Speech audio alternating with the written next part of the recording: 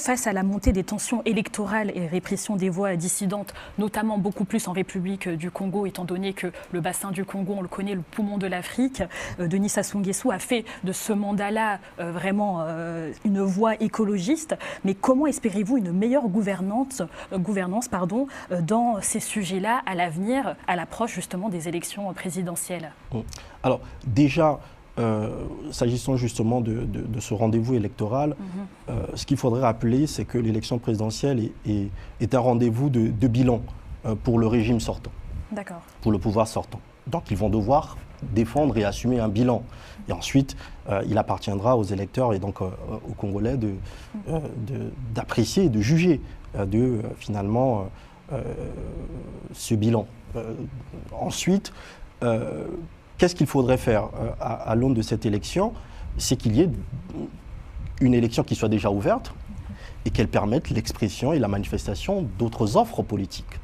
Si on considère qu'on est une démocratie libérale, et donc avec la possibilité pour les uns et les autres de pouvoir s'exprimer, de porter des projets politiques, et donc, je le disais, c'est un rendez-vous de bilan pour le pouvoir sortant. Pour ceux qui ont des offres politiques, eh bien, ce sera un rendez-vous de projets.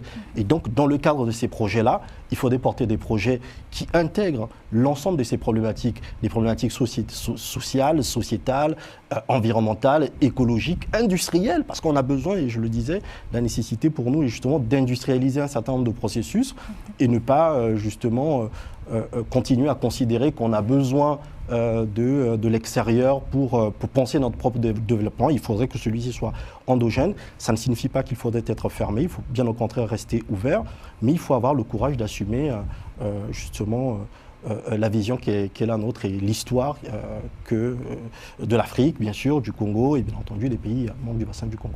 Merci beaucoup Jacob Bonguissa. Vous êtes donc l'auteur de l'essai Bassin du Congo, le piège du Dutch Disease, à retrouver donc aux éditions Percé. Merci à vous de nous avoir suivis. C'est la fin de l'entretien du jour. On se retrouve très prochainement sur Global Africa Télé Sud.